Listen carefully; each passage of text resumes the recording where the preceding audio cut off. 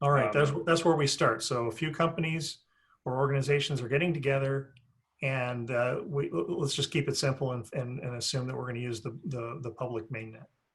yep. And so essentially, inside of the so this is the higher level diagram to to that entry point, right? And that's the iRegistry interface.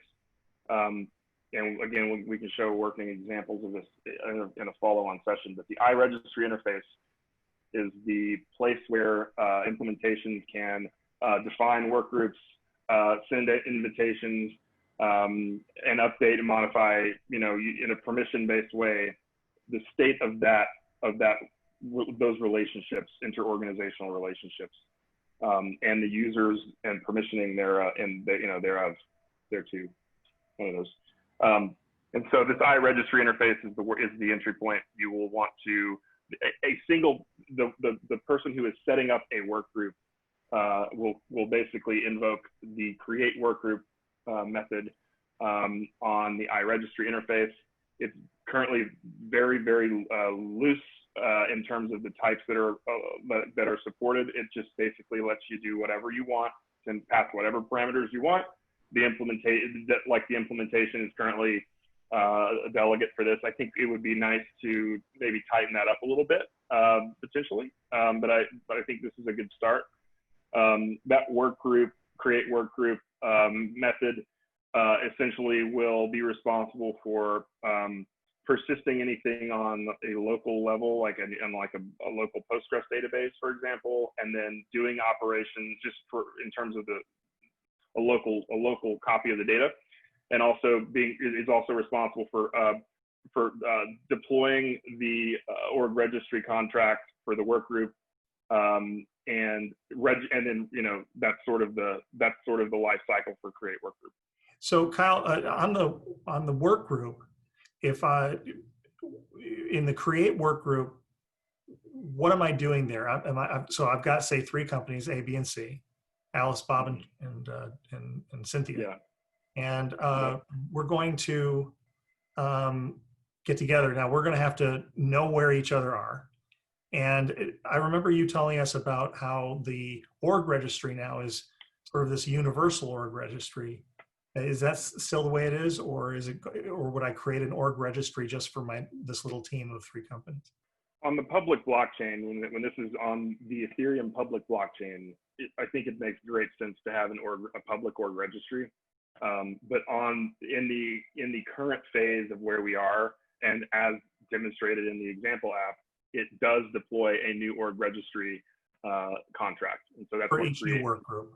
For each new work group, this will deploy the org registry contract. So like what this does is if Bob or if Alice is the initiator of this work group, Alice calls this method on her side, and it does the stuff that, it deploys the work group, the org registry contract.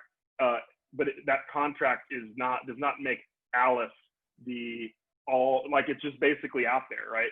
Yeah, somebody has to start it, so Alice starts it, but Alice isn't the She's not an administrator. Yeah, yes. It's just, it's not like she can do stuff that the other parties or participants can't do in the current state of things. Now that's great to know. Thank you. So aspirationally, it would be great to have a universal org registry phone book on the mainnet. But as a practical matter, you're going to set up a work group with a new org registry work group contract using the create work group interface. Yeah. And that makes this exact interface and functionality flexible to work not only on the public Ethereum blockchain, but on a private test net or the Ropsten test net with your own little work group, or really any test or production org registry contract. And can I add to it later, or is there anything, or is that yet to be implemented? So the create work companies later. So the create work group method doesn't add the companies. You still have to actually register. You have to register. Yeah. So after Alice deploys the work group, so what this does, there's also, not only does this update the blockchain, but good implementations are going to have a local copy of the work group and like stuff, locally as well, probably. And so that's also it's also responsible for maintaining the off-chain representation of the work group, and so that then invitations can be issued to other participants. And so that's where update work group, create work group user comes into play. No, I'm sorry, create work group organization right here. So if this organization does not exist, they will be invited to the work group under a well-behaved implementation of the iRegistry. Thank you. Understood. So, Sam, any questions yet? Feel free. Yeah. How does an organization identify themselves so you know that that's the legitimate organization name and everything that they're claiming to be?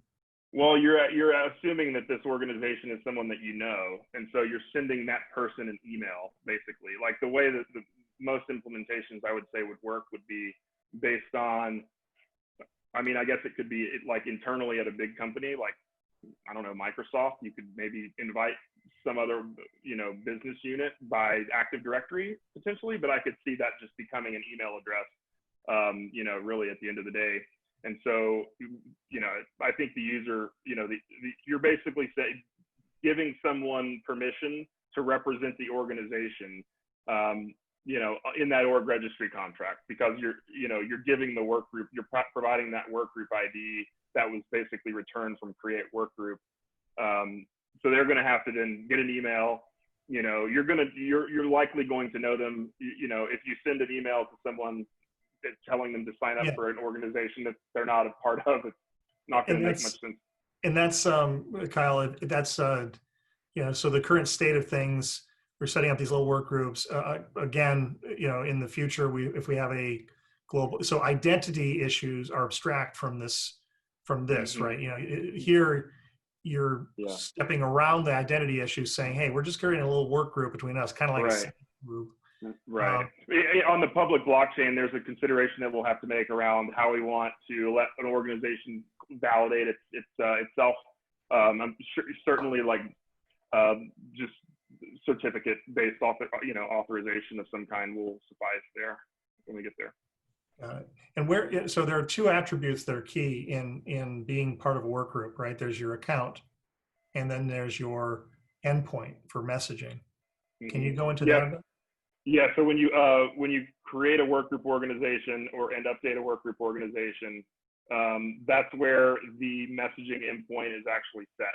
So each organization has the opportunity to provide their messaging endpoint to the org registry contract, and it's just assumed that, like, a well-behaved implementation would verify the reachability of the endpoint, but it's just assumed that endpoint will be maintained and kept available by the organization.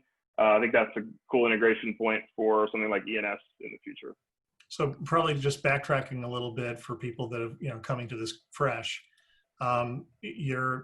What is assumed here is that there is a baseline compliant system of record on the part of companies A, B, and C in this case, right?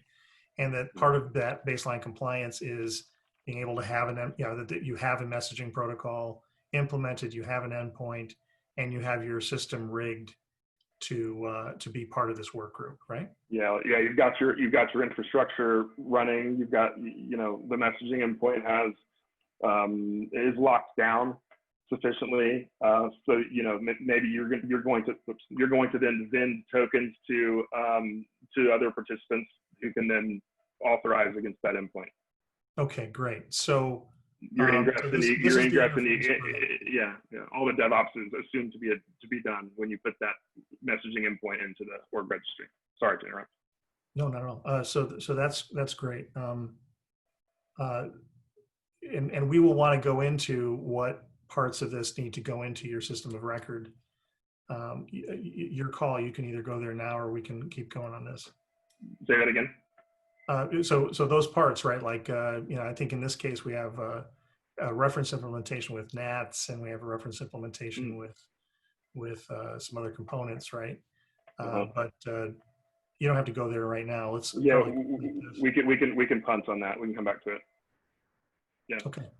It's assumed that the messaging endpoint that you put in there is one of the valid and supported components.